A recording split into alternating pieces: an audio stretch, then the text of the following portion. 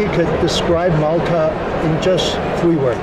It's a year-round destination that's got something for everyone.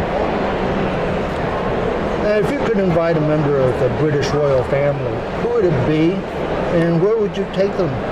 Well, Malta's got a fantastic heritage with the royal family, particularly the Queen and Prince Philip. And Prince Charles is a very small child because it's the only place that Queen and Prince Philip have lived in outside the United Kingdom when they were first married. And they talk about it fondly and describe it as the happiest time of their lives. I think now it would probably be Prince Harry and Meghan Markle. Meghan Markle has some Maltese heritage. In fact, she was in Malta 2 or 3 years ago, and we'd love to have her back. Wow, lots of royalty. Give me one top tip about Malta. I think Malta's full of surprises. I think there's something going on all the time in Malta. There's events going on all the way through the year, through the winter and through the summer. And I think that people that go there for the first time, we see it with fam trips and we see it with the press, are always surprised at what they find. It's not what they expect, and it's much, much better. What's the most underrated thing to see or do in Malta? I think probably the artisan products, you know, the small farmers and organisations that make artisan products around the country. The wineries, the cheese makers, the food producers are absolutely exceptional, and it's a whole area of Malta that people don't really understand and haven't really discovered yet. What do locals love that visitors miss out on?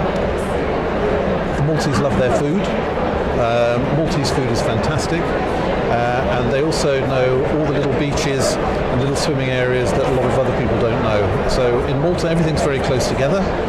People from one side of the island get to the other very easily, and I think the other thing that a lot of people don't understand is what a hidden treasure Gozo is. Gozo, the second island, is a stunningly beautiful place that isn't visited enough by regular tourists. What's the biggest misconception about Malta? That it's not a good place for young people. There is a history of it being for older British people that goes all the way back to the 1960s and the war. But nowadays it's absolutely full of young people. We have lots of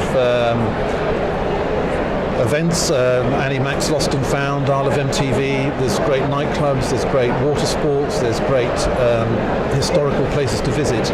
It's a get out there and do it kind of a place, and it's got something for everyone.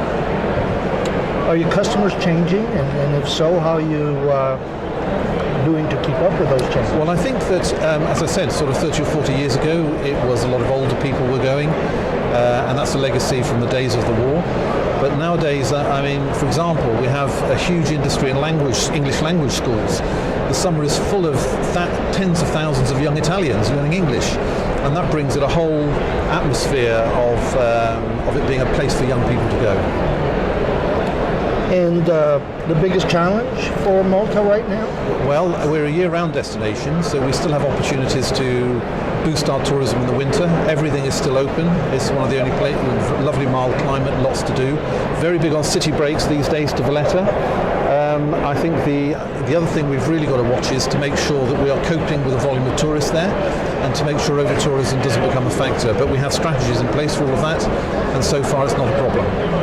Thank you, Peter.